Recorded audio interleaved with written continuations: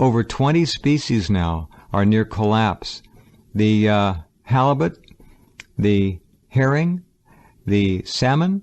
Not only did the salmon not come back last year, I think it was 80% of them didn't come back, but the young salmon that were born when those that did come back went up their streams of origin and were able to produce baby salmon before dying.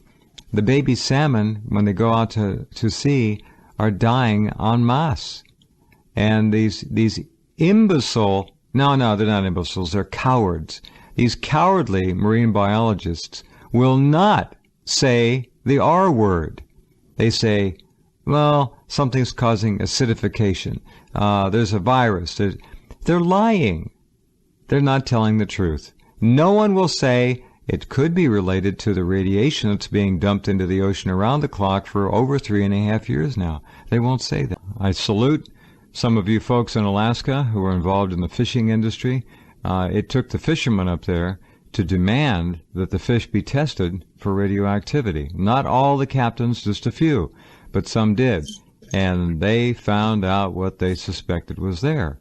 Radiation bioaccumulating in the fish. Remember, 80% of the salmon didn't come back last year. We just got word the salmon, the babies, which were coming down out of the mountain streams where they were born into the salt water, were dying. What's killing them? All right? One captain said, this is the worst fishing he has ever seen. It's a catastrophe. Crabs, by the way, up there have turned blue.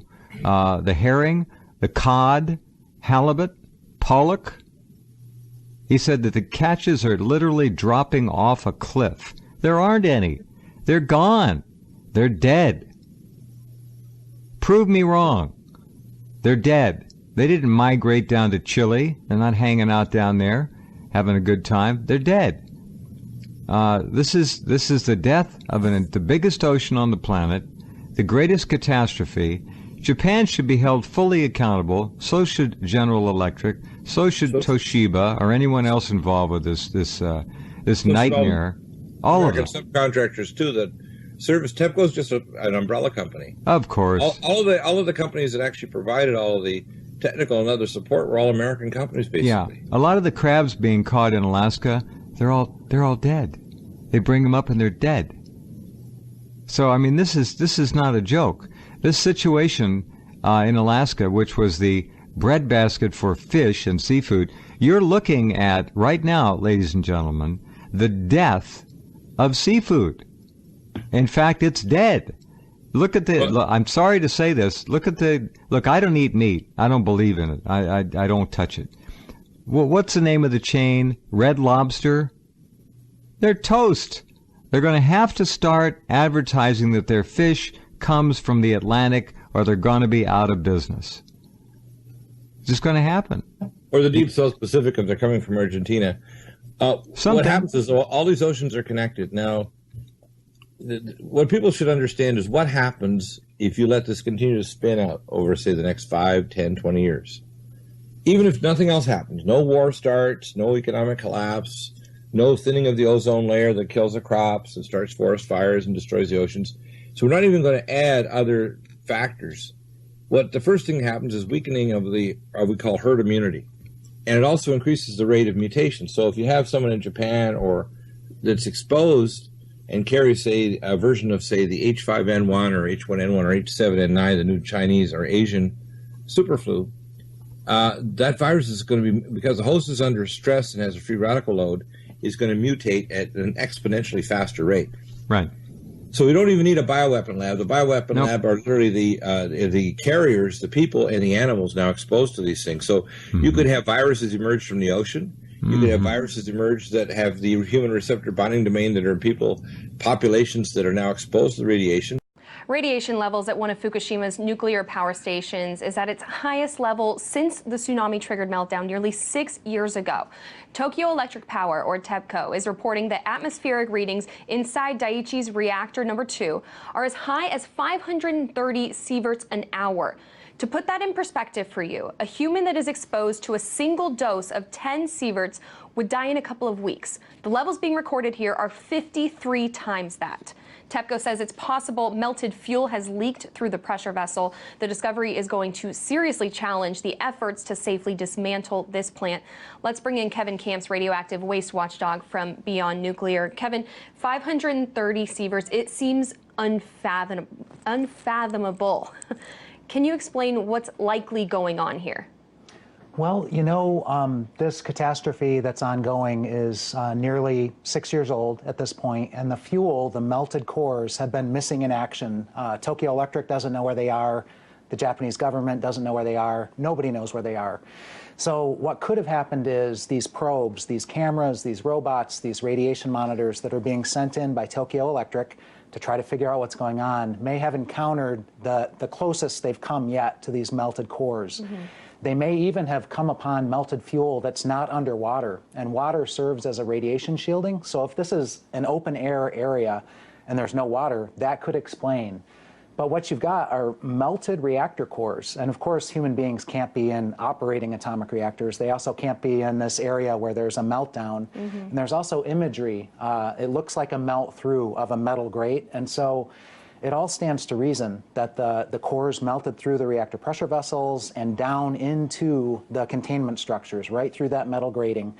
And it's not unexpected, but we still don't know where the cores are. Mm-hmm. And, you know, there's claims that, oh, it's all contained, don't worry about it. There's actually, I mean, it's indisputable that there's a daily flow of radioactively contaminated groundwater into the ocean. The figure is something like 80,000 gallons per day of relatively low-level radioactive wastewater.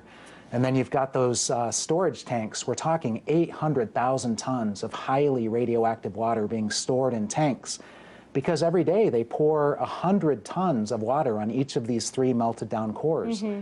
And sometimes they lose those tanks. They leak, they overflow, so it's an ongoing catastrophe. So you're saying that the contamination in this case could leak out, that that's a possibility? There is some leakage on a daily basis, mm-hmm. and then they try to capture as much as they can and contain it in these storage tanks, which they sometimes lose, whether during a typhoon or through human error. They've had overflows. So, you know, there are many shoes that could still drop at Fukushima Daiichi. One of the ones is the high-level radioactive waste storage pools that aren't even inside radiological containment. They don't have all of that spent nuclear fuel transferred to a safer location in a couple of the units still. So if something were to go wrong with that, those would be open-air releases of very high-level radioactivity. We're talking, you know, the prime minister at the time the catastrophe began, Khan, had a contingency plan to evacuate all of Northeast Japan, up to 50 million people, and it was predominantly because of those storage pools. And we're still in that predicament if one of those pools were to go up in flames, as Tokyo plans to host the 2020 Olympics and bring in many millions of extra people into this already densely populated area. It's not a good idea. So all eyes on them. I want to get back to this specific leak, though. How does this complicate the cleanup efforts there? And is it possible even to get something in there right now to examine what's going on? I heard that they had a robot that they wanted to put in there, a remote-controlled robot, but it only has a capacity to withhold 1,000 sieverts, so it would end up dying before it's in there 2 hours for good. Right. State-of-the-art robotic technology, and Japan is a world leader in robotics, can only last so long because the electronics get fried by the gamma radiation and probably even neutron radiation that's in there. You know, that's the situation deep in there. They're already saying it'll take 40 years to so-called decommission this, but that may be optimistic. And not just that, but in December, the government said it was actually going to take twice as much money, nearly twice as much as they originally thought, to decommission that. Does this make matters even worse, this leak, or is this just kind of the situation that we expect at this point? Well, it just shows how dire the situation is. And you know, the figures of $150 billion to decommission, I've seen figures from a think tank in Japan, cited by Greenpeace Japan, up to $600 billion.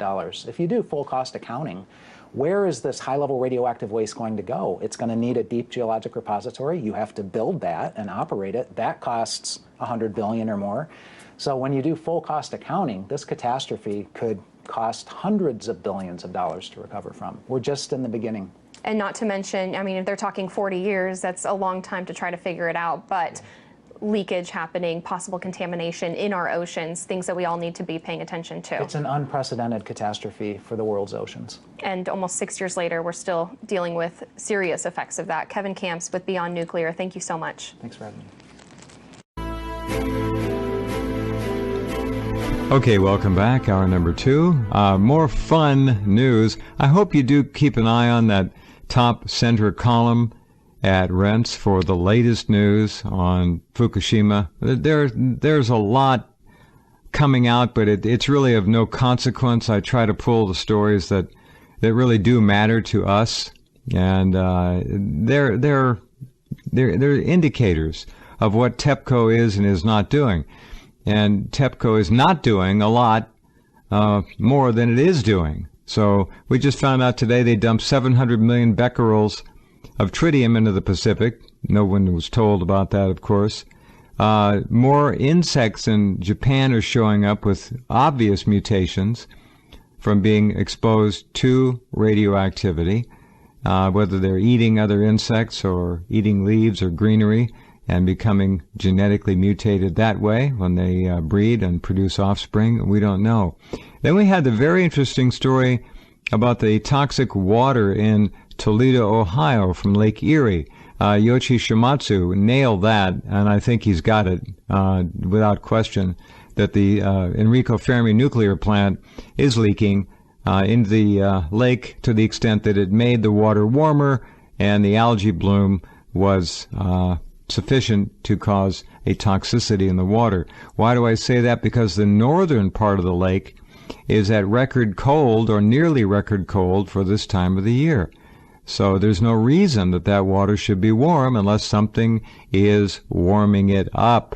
For over 3.5 years now, they won't say that. I salute some of you folks in Alaska who are involved in the fishing industry. It took the fishermen up there to demand that the fish be tested for radioactivity. Not all the captains, just a few, but some did. And they found out what they suspected was there. Radiation bioaccumulating in the fish. Remember, 80% of the salmon didn't come back last year. We just got dying en masse. And these imbecile, no, they're not imbeciles, they're cowards. These cowardly marine biologists will not say the R word. They say, well, something's causing acidification. There's a virus. They're lying. They're not telling the truth. No one will say it could be related to the radiation that's being dumped into the ocean around the clock. For Pollock, he said that the catches are literally dropping off a cliff. There aren't any. They're gone. They're dead. Prove me wrong. They're dead. They didn't migrate down to Chile. They're not hanging out down there, having a good time. They're dead. This is the death of the biggest ocean on the planet, the greatest catastrophe. Japan should be held fully accountable. Over 20 species now are near collapse. The halibut, the herring, the salmon. Not only did the salmon not come back last year, I think it was 80% of them didn't come back, but the young salmon that were born when those that did come back went up their streams of origin and were able to produce baby salmon before dying. The baby salmon, when they go out to sea, are dead. Word. The salmon, the babies, which were coming down out of the mountain streams where they were born into the salt water, were dying. What's killing them? All right. One captain said, this is the worst fishing he has ever seen. It's a catastrophe. Crabs, by the way, up there have turned blue. The herring, the cod, halibut,